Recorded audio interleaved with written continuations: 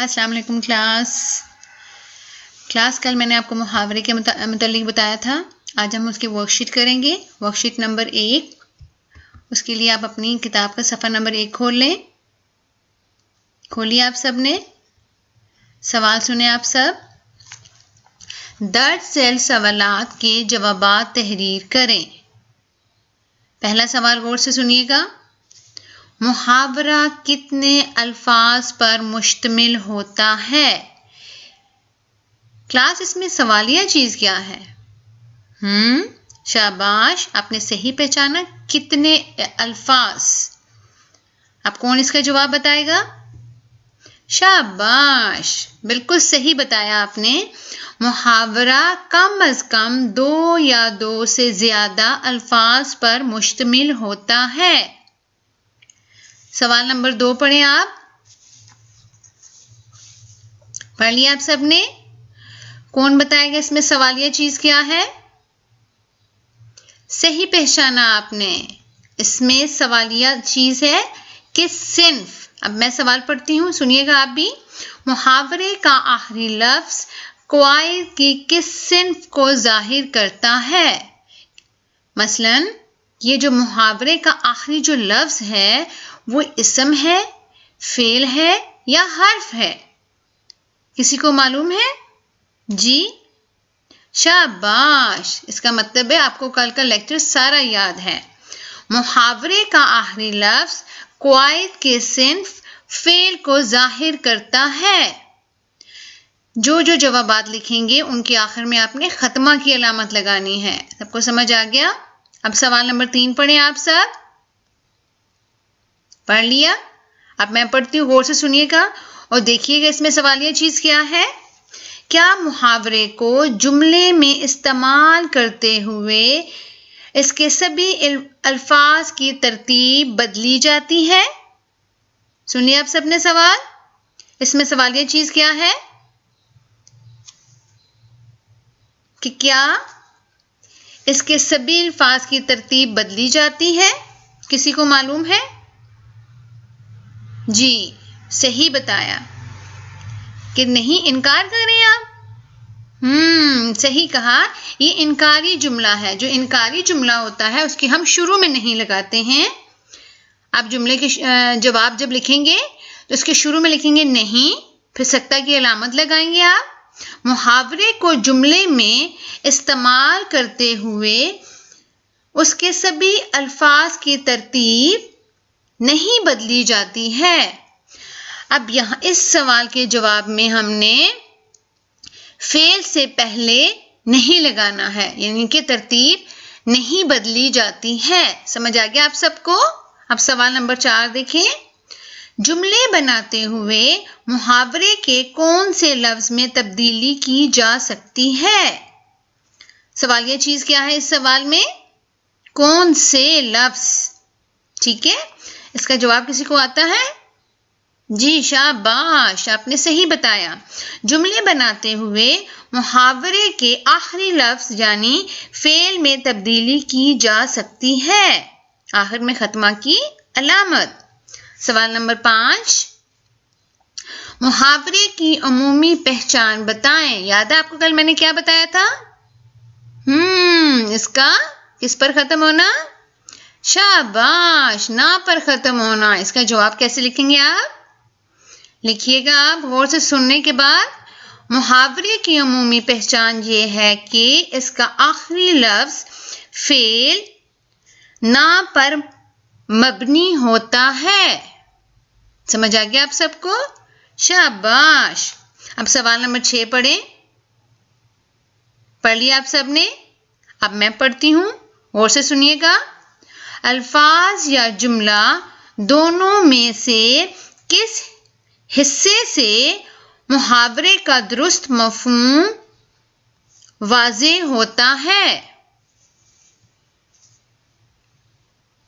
किसी को मालूम है इसका जवाब? शाबाश, सही बताया आपने कि लफ्जों से नहीं होता, जुमले से होता है। अब जब हम इसका जवाब लिखेंगे तो जुमला लिखेंगे या जुमले लिखेंगे? जुमले लिखेंगे, यानी कि इमाला इस्तेमाल करेंगे, जुमले से मुहावरे का दुरुस्त मायने और मफहूम वाज़ेह होता है। सवाल नंबर 7 देखें, क्या मुहावरे के आखिरी लफ्ज में कोई ज़माना पाया जाता है? अब इसमें आप इकरार करेंगे, इनकार। शाबाश, आपने सही बताया। इसमें आप इनकार करेंगे, इनकारी जुमला है। जुमले की सूरत में हम इसका जवाब लिखेंगे नहीं। सत्ता की अलामत, मुहावरे के आखिरी लफ्ज में कोई ज़माना नहीं पाया जाता है। दूसरा नहीं हम फेल से पहले लगाएंगे, पाया से पहले, इनके नहीं पाया जाता है। अब सवाल नंबर 8, क्या मुहावरे के मायने हकीकत के आइन मुताबिक होते हैं? आप इनकार करें, इकरार करें? शाबाश, इसमें भी आप इनकार कर रहे हैं। तो हम जुमले के शुरू में क्या लिखेंगे? नहीं। उसके बाद शाबाश, सत्ता की अलामत लगाएंगे। नहीं, मुहावरे के मायने हकीकत के आइन मुताबिक नहीं होते हैं। आखिर में खत्मा की अलामत। सवाल नंबर 9 और से सुनिएगा। मुहावरा और मजाजी इन अल्फाज के मानी लुगत से तलाश करके लिखें। अब ये आपने काम खुद करना है। अपनी लुगत खोलनी है, जिसको इंग्लिश में डिक्शनरी कहते हैं, उर्दू की जो डिक्शनरी होती है उसको लुगत कहते हैं। उसमें से आपने मुहावरे का मायने भी तलाश करना है और मजाजी का, और फिर आपने खुद जवाब लिखना है। अब आप अपनी वर्कशीट नंबर 2 खोलें, सफ़ा नंबर 2 पर। देखिए सवाल नंबर 1 क्या लिखा हुआ है। नीचे दिए गए मुरक्कबात में से अल्फाज और मुहावरात अलग करें। आपको याद है ना, मैंने मुहावरे के बारे में क्या बताया था? इसकी अमूमी पहचान क्या थी? शाबाश, आपने बताया था कि मुहावरा ना पर खत्म होता है, और शाबाश, आपने सही बताया कि इसमें कम अज कम 2 या 2 से ज्यादा अल्फाज भी हो सकते हैं। शाबाश, ये भी आप सही बता रहे हैं कि इसके मायने हकीकत के आइन मुताबिक नहीं होते। चलिए अब हम सवाल शुरू करते हैं। मैं पहले 2 या 3 अल्फाज के बारे में आपको बताऊंगी, फिर बाकी भी आप सब ने मुझे बताने हैं, ठीक है? नीचे दिए गए मुरक्कबात में से अल्फाज और मुहावरात अलग करें। आंखें दिखाना। अब देखें, यह हकीकत के आइन मुताबिक नहीं है। इसके आखिर में क्या आ रहा है? शाबाश, आपने सही बताया, ना आ रहा है। गुड। इसमें कितने अल्फाज हैं? शाबाश, आपने सही बताया, 2। तो फिर ये क्या है, मुहावरा या अल्फाज का मजमुआ? शाबाश, सही बताया, ये मुहावरा है। इसको हम मुहावरात वाले खाने में लिखेंगे और साथ इस लफ्ज को आंखें दिखाना टिक कर देंगे कि ये आपने हल कर लिया है। अब अगला मुरक्कब अल्फाज देखें। सुबह सवेरे। आप देखें ये क्या है, अल्फाज का मजमुआ है या मुहावरा है? तो ये ना पर खत्म हो रहा है? नहीं।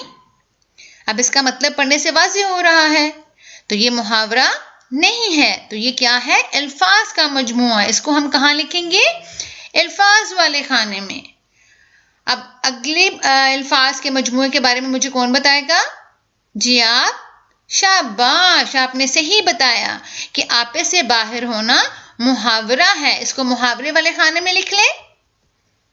अब एड़ियां रगड़ना क्या है? शाबाश, आपने इसका मतलब जान लिया कि इसका गैर हकीकी मायने है। तो ये क्या है?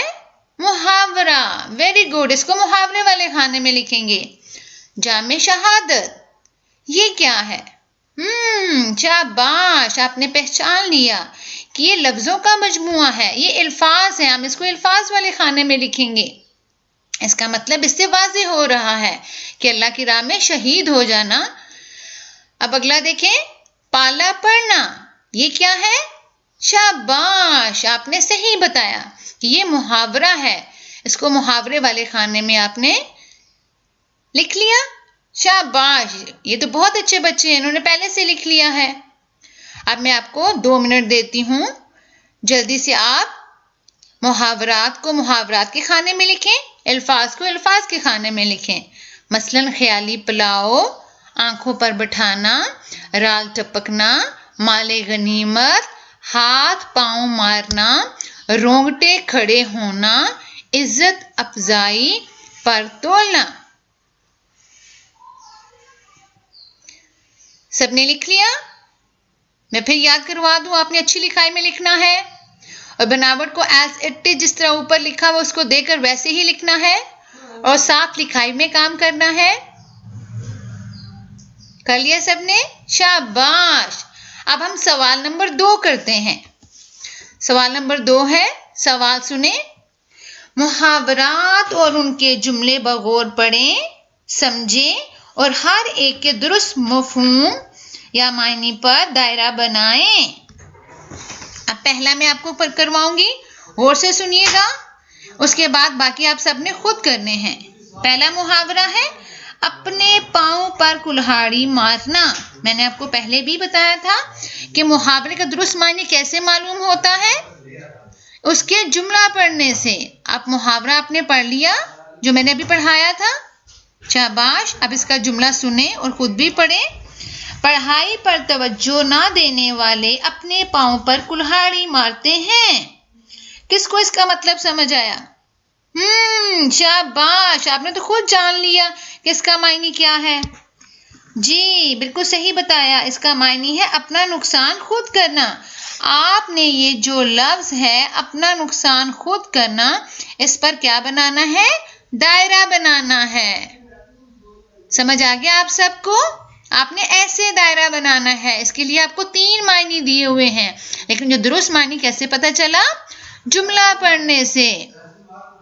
आप जल्दी से मुझे अगले मुहावरे उसके जुमले के बारे में मुझे बताएं, इसका मायने क्या है? 9 2 11 होना। इसका जुमला क्या है? पुलिस वैन का सायरन सुनते ही चोर वहां से 9 2 11 हो गया।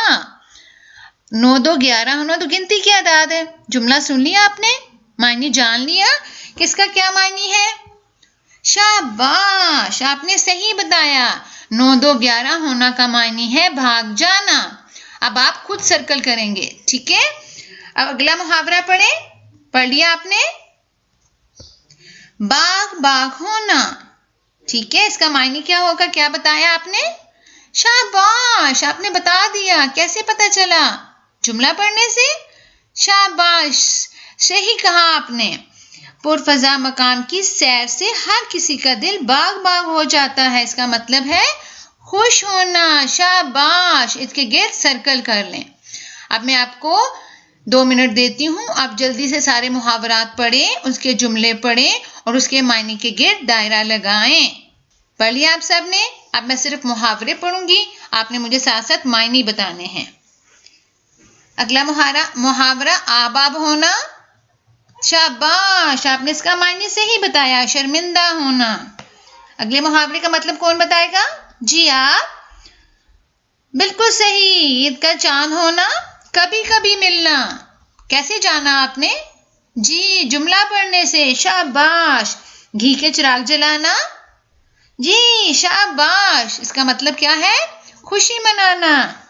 अगला मुहावरा देखें, दाल में कुछ काला होना। क्या मायने है इसका? जी शाबाश, आपने सही बताया, कुछ गड़बड़ होना। इसके गिर्द आप सर्कल कर लेंगे, दायरा बना लेंगे। अगला मुहावरा देखें, अपने मुंह मियां मिट्ठू बनना। इसका मायने क्या है? शाबाश, आपने सही बताया, अपनी तारीफ खुद करना। अब अगला मुहावरा देखिए, खून खुश्क होना। इसका मायने क्या है? शाबाश, आपने सही बताया, इसका मतलब है डर जाना। समझ आ गया आप सबको कि मुहावरे का मायने कैसे पता चलता है? जी जुमले पढ़ने से। उनके जब हम जुमले पढ़ेंगे तो हमें उनके मायने मालूम हो जाएंगे। सबने कर लिया अपना अपना काम, शाबाश। अब आप सबको समझ आ गया कि मुहावरा और उसके मायने और उसके जुमले कैसे बनते हैं और उसका मायने कैसे पता चलता है। शाबाश, सबको समझ आ गया। चलिए जी, आज का हमारा काम मुकम्मल हो गया। शुक्रिया बहुत बहुत। अल्लाह हाफिज।